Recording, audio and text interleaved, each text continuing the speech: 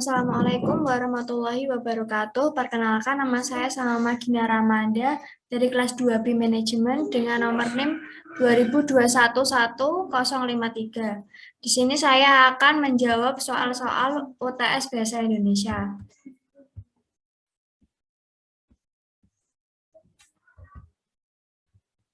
Soal pertama, faktor-faktor kesalahan ejaan dan contohnya. Faktor kesalahan ejaan 1. Kurangnya ketelitian dalam menulis. 2. Kurangnya penguasaan kaidah penulisan ejaan. 3. Penguasaan bahasa yang kurang. Contoh bahasa yang kurang. Contoh kesalahan ejaan. 1. Apotik.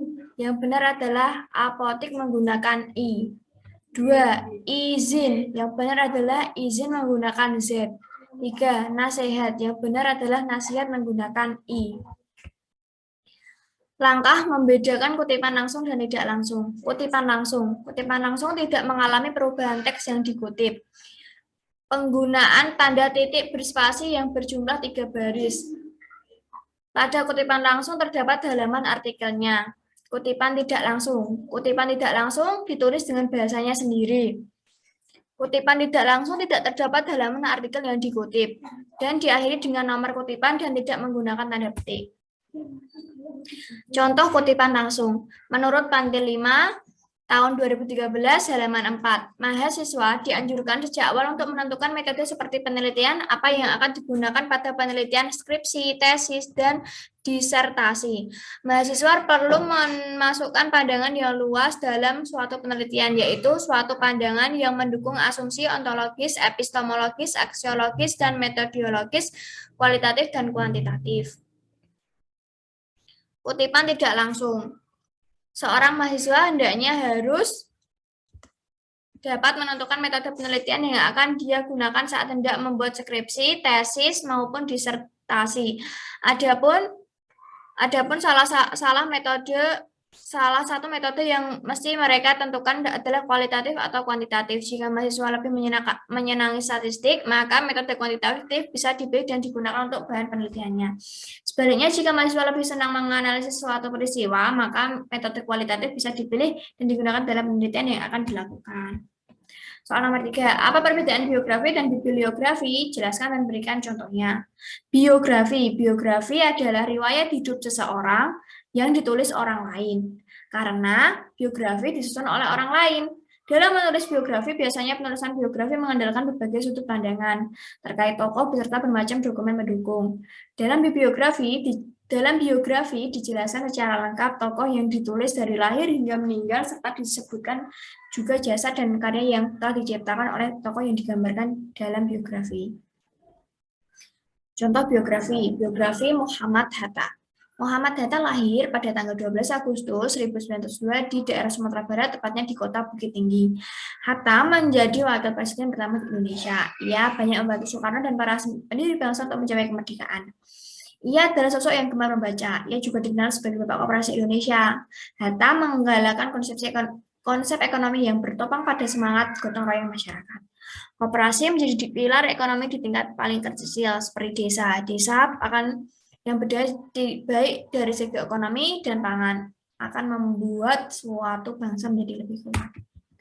Bibliografi adalah daftar pustaka yang mencakup isi dan deskripsi suatu buku meliputi judul, pengarang, edisi, cetakan, kota terbit, penerbit, tahun penerbit, jumlah halaman, ukuran tinggi buku, dan lain sebagainya. Contoh, Setiabudi, A.N.1985, Cakrawala Nusantara, Jakarta, Gramedia. Contoh, Ahmad Mahzan Ayab adalah nama pengarang, 195 adalah tahun, kaidah penyelidikan ekonomi adalah judul, Kuala Lumpur adalah tempat, Dewan Bahasa dan Pustaka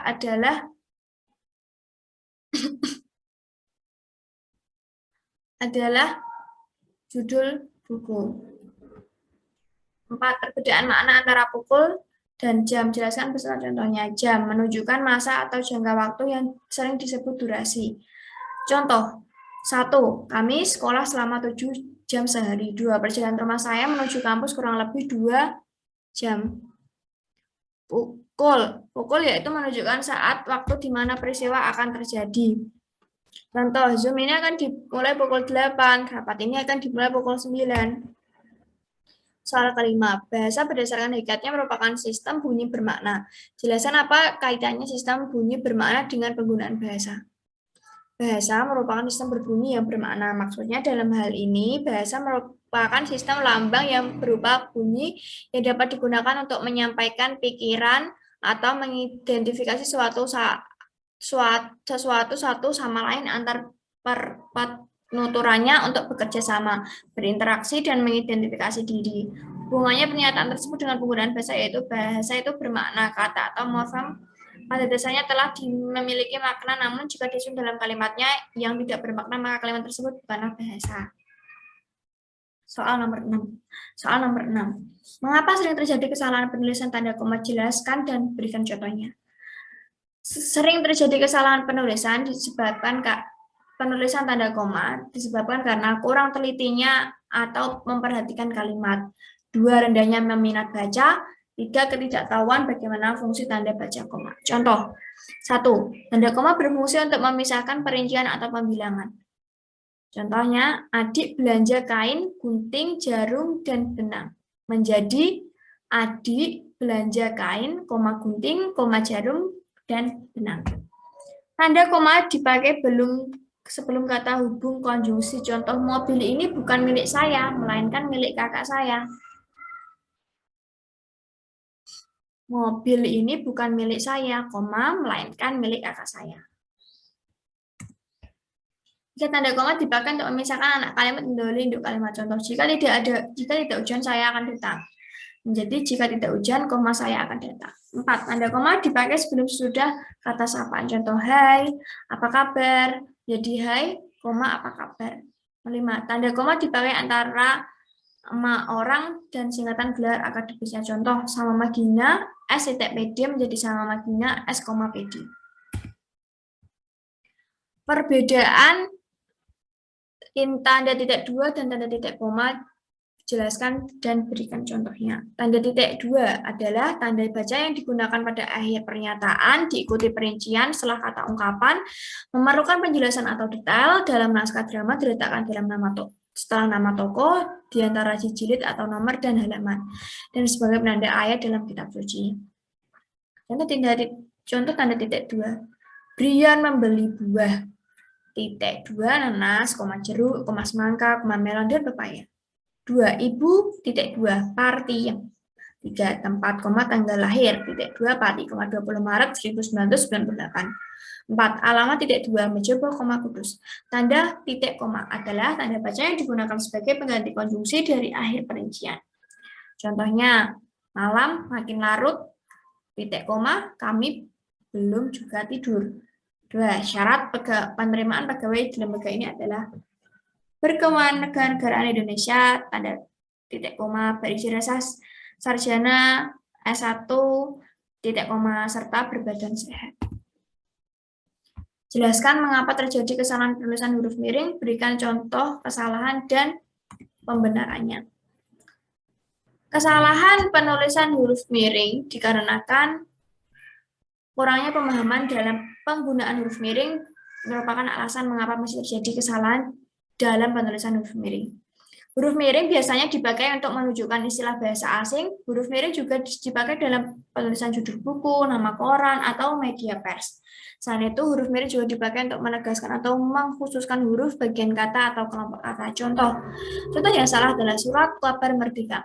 Surat kabar suara merdeka. Suara merdeka ditulis tidak menggunakan huruf miring. Yang benar adalah surat kabar suara merdeka ditulis dengan menggunakan huruf miring. Ilmiah padi ialah Oryza sativa. Karena penulisan ilmiah harus menggunakan kata miring dan ini tidak menggunakan kata miring berarti salah. Yang benar adalah ilmiah padi ialah Oryza sativa ditulis dalam huruf miring. Soal yang terakhir, jelaskan bentuk kesalahan penulisan konsonan dan vokal pada karya tulis ilmiah. Berikan contoh kesalahan dan pembenarannya. Huruf konsonan. Huruf konsonan adalah huruf B, C, D, F, G, H, J, K, L, M, N, P, Q, R, S, T, V, W, X, Y, Z. Penulisan huruf konsonan sering dipengaruhi oleh kata baku dan tidak baku. Adanya pengaruh dan penambahan kata yang terjadi dalam huruf konsonan. Contoh, teknik ditulis menggunakan H. Yang benar adalah teknik ditulis menggunakan K. Zaman ditulis menggunakan Z, J. Yang benar adalah zaman ditulis menggunakan Z. Huruf vokal yaitu huruf A, I, U, E, O berpengaruh dari dan berkaitan dengan kata baku atau tidak baku. Contohnya hakikatnya. Hakikatnya ditulis menggunakan E dan yang benar adalah I menjadi hakikatnya. Derajat tidak menggunakan E setelah huruf D. Yang benar adalah menggunakan huruf E setelah huruf D yaitu derajat. Terima kasih. Wassalamualaikum warahmatullahi wabarakatuh.